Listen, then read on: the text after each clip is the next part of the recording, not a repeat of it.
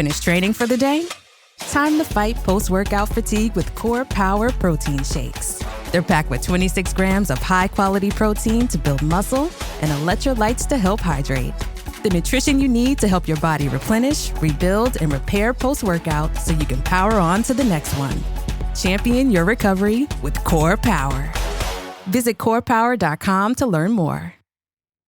No one should have to choose between their own safety and their pets. But nearly half of domestic abuse survivors delay leaving because they can't bring their pets with them. Purina is helping to create more pet-friendly domestic violence shelters through the Purple Leash Project, so survivors and their pets can escape and heal together. Visit purina.com/purple to learn more. Don't forget to subscribe to our newsletter, Hyphenly. It is our no-fluff love letter with hot takes, heartfelt stories, and all the feels of living in between cultures. Come for the nuance, stay for the vibes. Link is in the show notes. Hello, hello. Welcome back to Lovely and happy Friday. It's been a minute since I've done a solo episode. I think that's because I didn't really know what I wanted to say until now. I feel like a lot has happened over the summer. I've met so many new people. I have also grown a lot. And I feel like now that I've had a few days after my birthday to kind of reflect on like what I'm feeling, where I'm at, it's time to do a little solo episode. So I was thinking about what era am I in right now? And I think the era that I'm in right now, it's called the in-between era, because I feel like I'm in this space where I'm not in love, I'm not heartbroken, I'm not lost.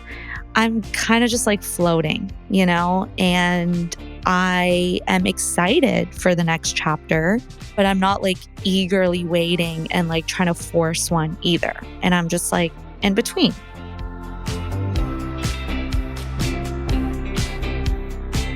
I feel like I've been like this for the past few weeks and months, and I think that's where most of my growing has happened. So I think today's episode is going to be giving you a life update, sharing with you some of the final arcs as a woman I've gone through this past year and how that's kind of changed me a bit. And then what I'm looking forward to in the future and kind of what's next in dating and my relationships for me.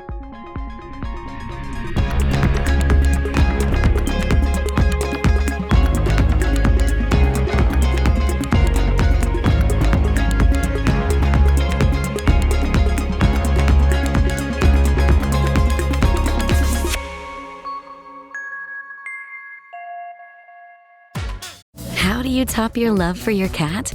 With a cascade of decadent, savory gravy over a mouth-watering mousse pâté. Fancy Feast Gems. 2 gourmet pâtés in one convenient pack. Simply peel and plate to reveal a pyramid shape that makes eating delightful and pamper her with an experience as extraordinary as she is. Turn the everyday into the extraordinary with Fancy Feast Gems. Let's get into a quick update. If you've been here with us for a few episodes, you probably heard me mention that I was seeing someone exclusively. And the update is that we're not seeing each other anymore. I wish I had a story for you that was juicy and that was a little dramatic, but it did not end badly. It was actually one of probably like, it was a really beautiful and emotionally mature breakup. And it was really like calm. And he genuinely is one of like the sweetest, most grounded people I've ever met. We were aligned in so many ways. Like we had similar energy, we had similar interests, we had the same humor, we could talk for hours. And for a while, it just like really, really worked. There was also this quiet feeling in my gut that was telling me that like this isn't it. Not because something was wrong with him or whatever the case be, but my intuition just wasn't fully at peace. And when that happens now, I feel like I've learned to listen to it rather than fight it and try to learn a lesson down the line that's going to hurt me even more. And I think I've always been a big advocate of being intuitive and listening to your intuition, because your intuition most of the time isn't trying to ruin something good, is just protecting you from something that's almost right. I told him, I'm like, listen, this is the way that I'm feeling, and I don't think we should continue for whatever reason. And, he came over to my apartment. I thought he was going to be really like standoffish and stiff. And instead, he was very understanding. And we had our chat. And he's like, yeah, it's okay. Like, people go through a lot of overwhelming emotions, and it's fine. You have to do what you have to do. And then after we had that conversation, we were just like looking at each other, and it was like in the evening and the sun was setting and it was a beautiful sunset. And he's like, well, do you want to watch the sunset one last time? And yeah, we were on my balcony. We watched the sunset, and that was around like 7 p.m. And then he ended up staying till midnight, and we were just like talking and laughing and listening to our favorite songs. And then we said goodbye, and that was it. And I think for a few days, it kind of fucked me up, because I'm like, am I making a mistake? Like, should I actually be with this person? But I think I've gotten my clarity and I've gotten my closure that while he is a great human being, he's just not my person. The family that vacations together stays together. At least that was the plan. Except now, the dastardly desk clerk is saying he can't confirm your connecting rooms. Wait, what? That's right, ma'am. You have rooms 201 and 709. No, we cannot be 5 floors away from our kids. The doors have double locks. They'll be fine. When you want connecting rooms confirmed before you arrive, it matters where you stay. Welcome to Hilton. I see your connecting rooms are already confirmed. Hilton, for the stay.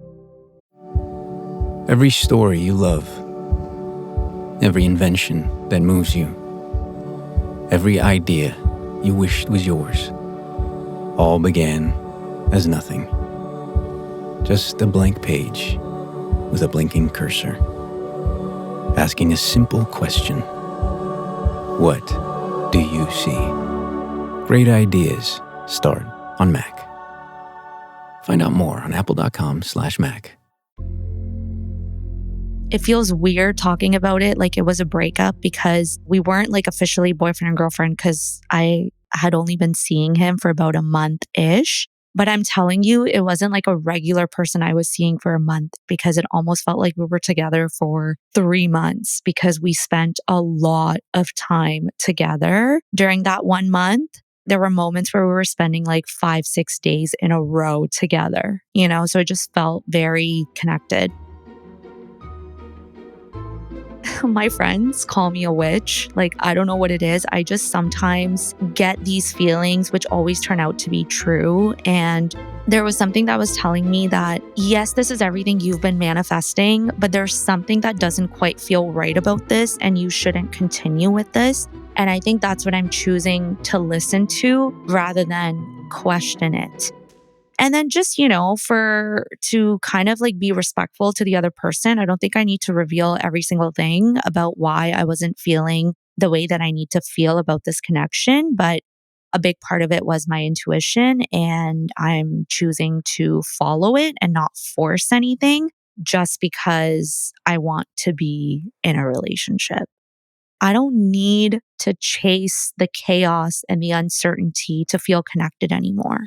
I think the person that I met, it was really important for me to like meet him, because in my past relationships, I have almost never experienced a sense of safety and like peace. I think in a way, this is the universe's way of saying like, you're so freaking close, but like not yet, not yet. Okay. And I think that's what like my in-between era is also, is like when you start to realize that not every good thing is meant to last, but every good thing still teaches you something about yourself. I think as I am stepping into my 33rd chapter, there's also like a lot of like things that have changed me. And I came across this post on Instagram, and this girl who's like a content writer, she calls them like the final arcs a woman goes through that really change you. So Every single post really hit home, but I'm going to share with you a few that really resonated with me. The first arc is the arc where you stop romanticizing potential. And I feel like this one really hit hard because I used to do that all the time. I feel like I was the girl who would always see the best in people, like the hidden version of them that they hadn't even met yet. And I'd fall for their potential, their words, their one day I will do this promises. And that's where I think I've changed the most, because this most recent experience showed me that there are men who show up, who are kind, who are consistent, who are intentional, who are emotionally grounded. And not because you inspire them to be, but because they already are. And I think once you experience that, you stop mistaking potential for partnership.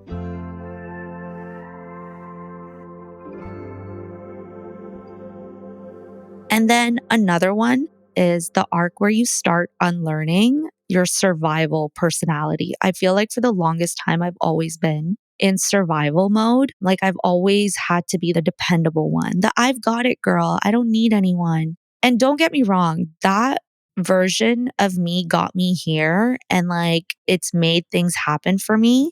But she's also kept me like guarded, like my walls have been up. And I think this year I've learned that being strong is great, but also being soft is great too. When you use the word, oh, I'm being soft or I'm being feminine, it doesn't mean that you're being weak. It just means that you're finally feeling safe enough to like stop performing.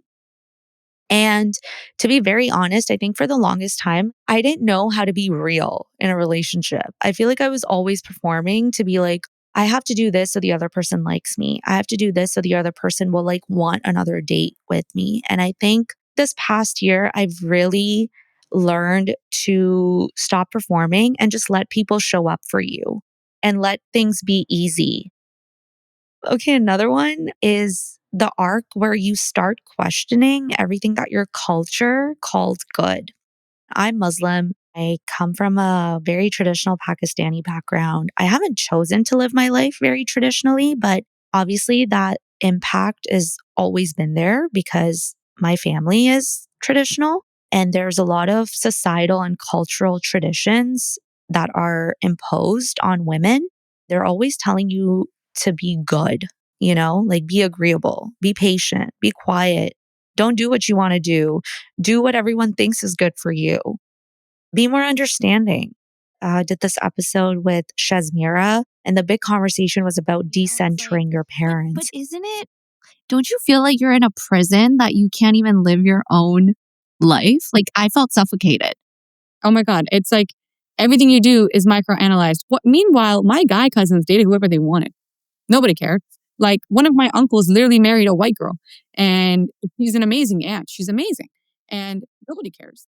And I think it struck a nerve with a few people. So if you're curious about that whole conversation and looking to kind of see another side of it, I highly recommend that you go check that episode out after.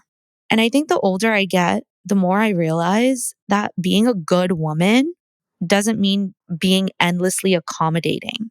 I've really stopped doing that because when I was trying to ask for advice in the current situation that I'm in, a lot of people didn't get it. They're like, yeah, but he's so good. Like, why are you ending it? I'm like, because I have to do this for me. Like, it just feels right for me. And I think it's like having enough integrity to walk away from something that doesn't feel aligned, even if it looks perfect on the outside. The last one I would say is the arc where you finally see your own patterns. I think like every single person I've dated up until now has taught me the same lesson in a different body, in a different outfit. And I feel like I really needed to like go through it again and again and again till it finally like hit home. Like all the chaos that I went with in my past relationships, the arguments, the waiting, the discomfort, the pain.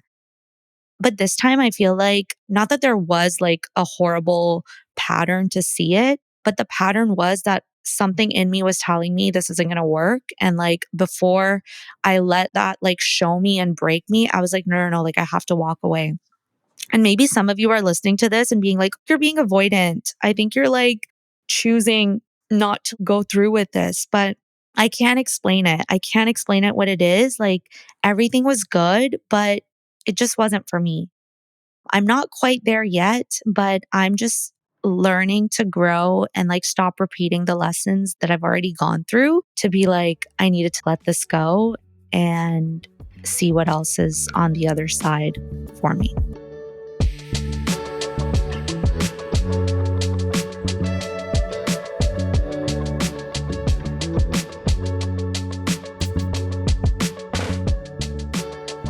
Okay, so after all these lessons and reflections and where I'm currently at right now, like what does that mean for my dating life? I don't even know if I want to date again right now. I feel like I need to let my brain reset before I go back into the simulation. When you think about dating and how to meet people, yeah, you can meet people in person, but also dating apps are big, right?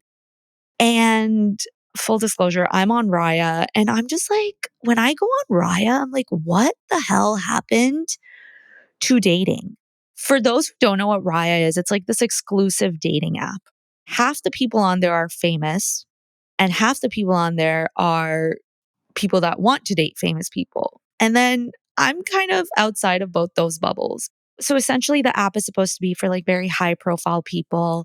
And I feel like the weird part that I've noticed about Raya is you'll match with a guy and they have like a few days to reach out to you and they'll match with you, but then they'll never message you ever. And you're just sitting there like, why did you swipe?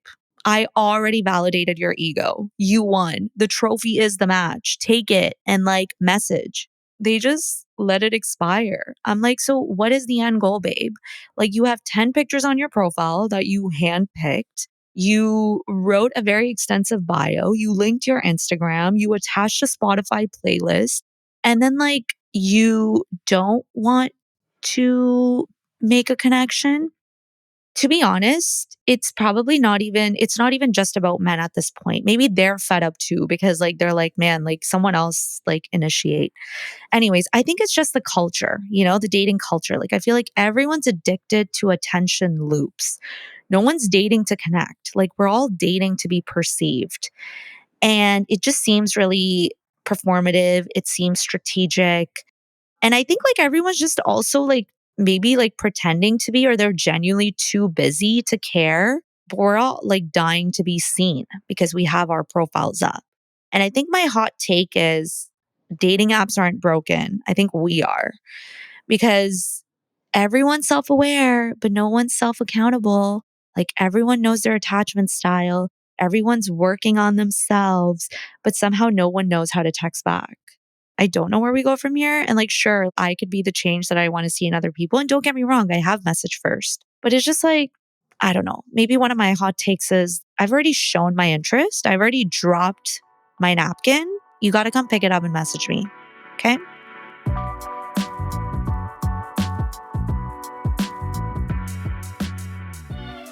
I'm continuing to just, enjoy my own company, spend time with my friends.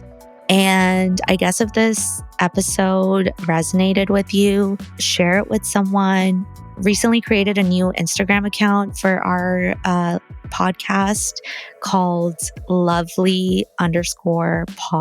You guys can follow my journey on there. I post like content on there. I'll be posting some solo dates. You can also reach out to us to see if there's any specific topics you want me to talk about, any questions you want answered. But yeah, I hope you enjoyed this little life update and where I'm at. And next week, we'll have another amazing guest. So tune in for that. See you next week for more Lovely.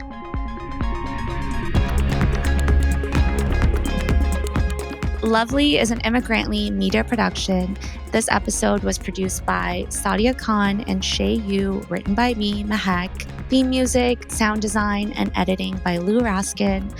Other music is by Epidemic Sound. Tune in every Friday for more Lovely.